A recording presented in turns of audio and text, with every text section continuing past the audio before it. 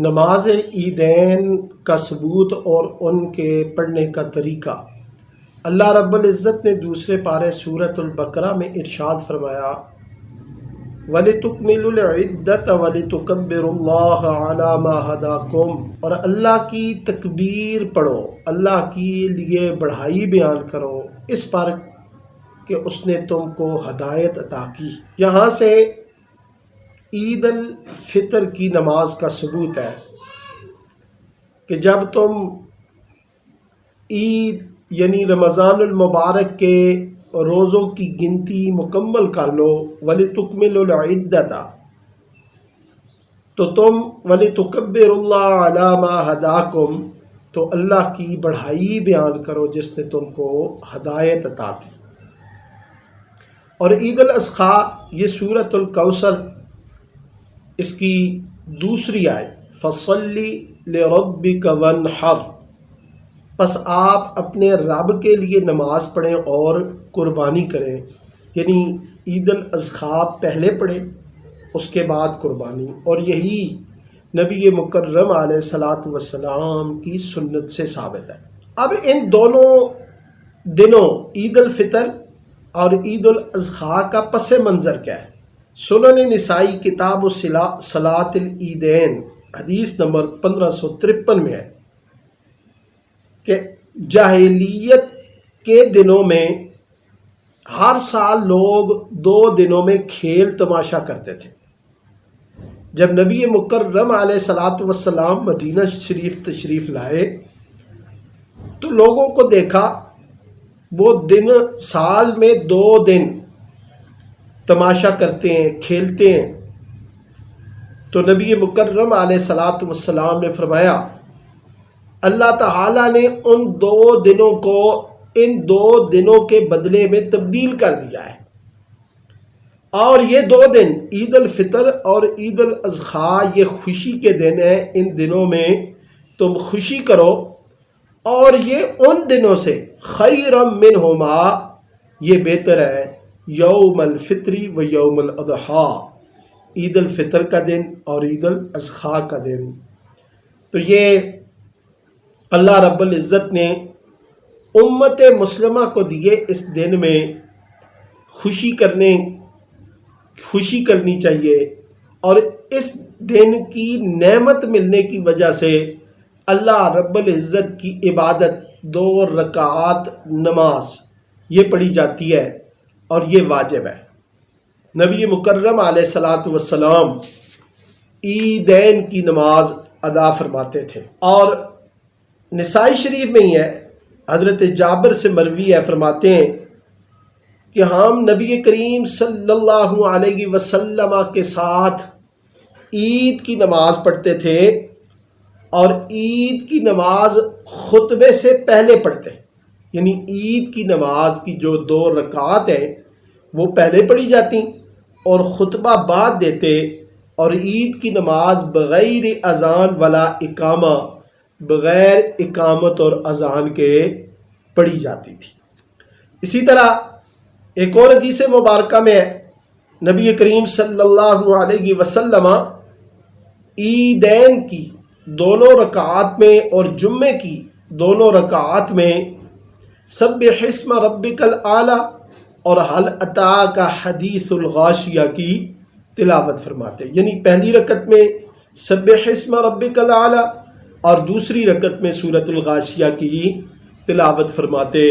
عیدین اور جمعے کی رکعتوں میں اس ترتیب سے تلاوت کرنا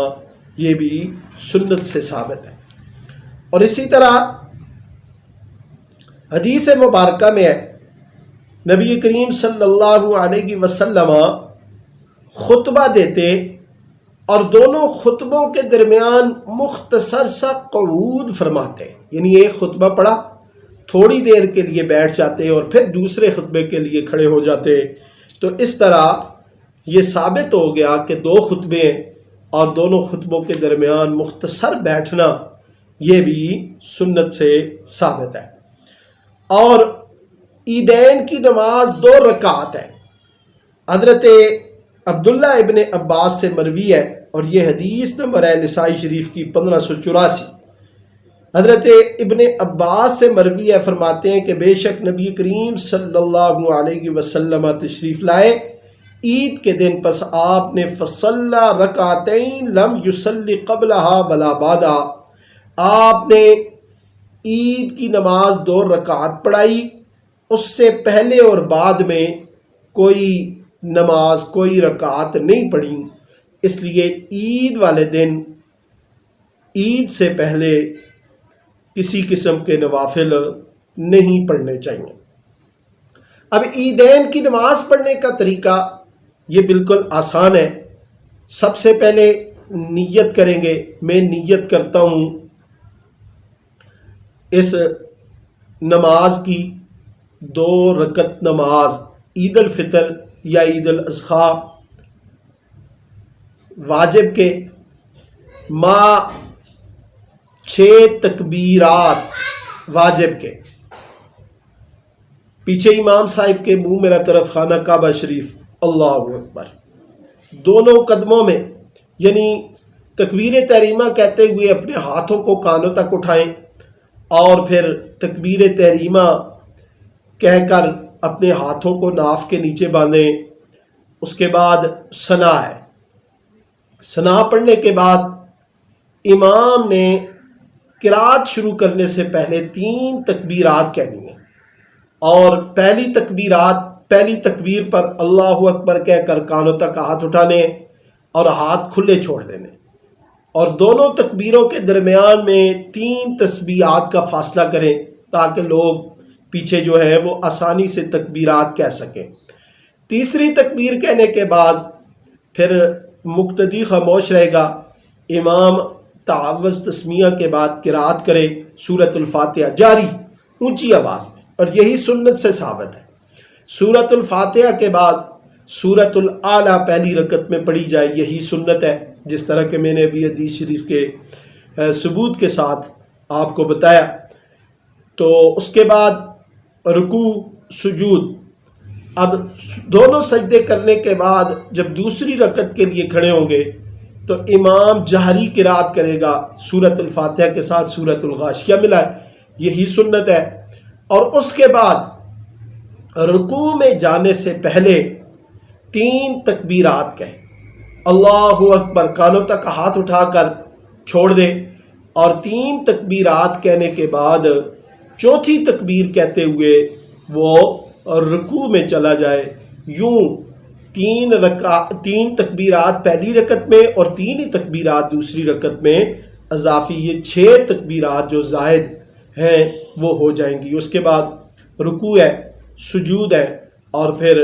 التحیات، درود شریف اور دعا پڑھ کر سلام پھیریں امام کے ساتھ۔ اب اس میں امام کو غلطی بھی لاحق ہو جاتی ہے، کیونکہ سال میں 2 دفعہ یہ نماز پڑھائی جاتی ہے، تو اگر کسی امام کی تکبیرات کوئی فوت ہو جائیں، ایک رہ جائے، کوئی تکبیرات فوت ہو جائیں، تو اس کے لیے فقہا نے یہی بتایا ہے کہ وہ بہتر یہی ہے کہ سجدہ سہو کر لیں، کیونکہ واجب کے ترک سے سجدہ سہو لازم ہوتا ہے، اور یہاں پہ بھی سجدہ سہو کریں۔ اب یہاں پہ ہاتھ کیوں اٹھائے جاتے ہیں؟ یہ حدیث پر عمل ہے اہل سنت کا، احناف کا۔ نبی کریم صلی اللہ علیہ وسلم نے فرمایا، یہ طبرانی شریف کی حدیث ہے، اور در مختار، رد المختار، فتاوی شامی میں اس حدیث کو طبرانی کے حوالے سے بطور دلیل لایا گیا ہے اسی باب العیدین میں، کہ نبی کریم صلی اللہ علیہ وسلم نے فرمایا کہ ہاتھوں کو نہ اٹھایا جائے مگر 7 مواقعوں پر، ان میں سے 3 نماز میں، ایک تکبیر افتتاح، پہلی تکبیر تحریمہ کے وقت، دوسرا تکبیر قنوت، جب ہم دعائے قنوت پڑھتے ہیں تو اس وقت ہاتھوں کو تکبیر کہہ کر اٹھاتے ہیں، اور تیسرا تکبیرات عیدین۔ تو یہ تکبیرات عیدین میں ہم جو ہاتھ اٹھاتے ہیں یہ سنت سے، احادیث سے، طبرانی شریف کی حدیث سے ثابت ہے۔ اب تکبیر تشریق یہ کہی جاتی ہے 9 ذی الحج سے 9 ذی الحج کی فجر سے لے کر 13 ذی الحج کی عصر تک، تکبیر تشریق بالکل آسان ہے، اللہ اکبر لا الہ الا اللہ واللہ اکبر وللہ الحمد، یعنی لا الہ الا اللہ کے کلمے کے شروع میں اور آخر میں 2 دفعہ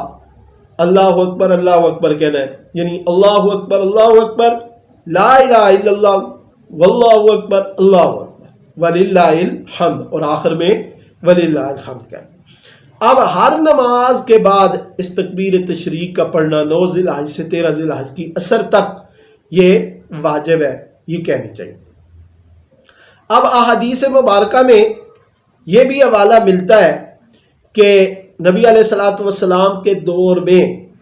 عورتیں عید کی نماز میں حاضر ہوتی تھیں، تو اب کیا ہے، اب حضرت عائشہ صدیقہ رضی اللہ عنہ جو زوجہ ہیں نبی کریم صلی اللہ علیہ وسلم انہوں نے فرمایا کہ اب عورتیں اس طریقہ سے بن سنور کے آتی ہیں نماز پڑھنے کہ اگر نبی علیہ الصلوۃ والسلام کے دور میں ایسے آتی تو نبی علیہ الصلوۃ والسلام ان کو نماز سے روک دیتے۔ تو اس دور میں وہ عورتوں کی نماز مسجد میں آنے سے جو ہے وہ پسند نہیں کرتی تھیں، تو اسی چیز کو مد نظر رکھتے ہوئے فقہاء نے یہی بہتر کہا ہے کہ عورتیں گھر میں نماز پڑھیں، جس طرح اللہ کا حکم ہے وَقَرْنَ فِي بُيُوتِكُنَّ کہ عورتیں اپنے گھروں میں رہیں۔ فقہاء نے ضرورت کے تحت عورت کا علم حاصل کرنا، نماز کے لیے جانا وہ جائز بھی قرار دیا ہے، اور احناف امام اعظم ابو حنیفہ رحمۃ اللہ علیہ سے امام محمد نے پوچھا تو انہوں نے المبسوط میں ہے کہ انہوں نے بوڑھی عورتوں کو عیدین اور فجر اور عشاء کی نماز میں جانے کی اجازت دی ہے۔ اب یہی ہے کہ عورتیں بناؤ سنگار کر کے، اور ایسا معاملہ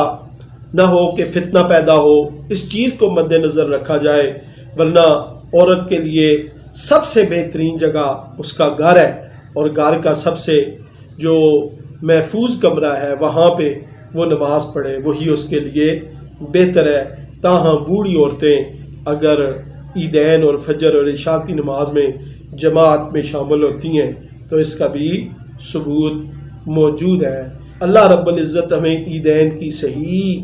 طریقے سے نماز پڑھنے کی توفیق عطا فرمائے۔ سبحانک اللہم و بحمدک اشہد ان لا الہ الا انت استغفرک و اتوب الیک۔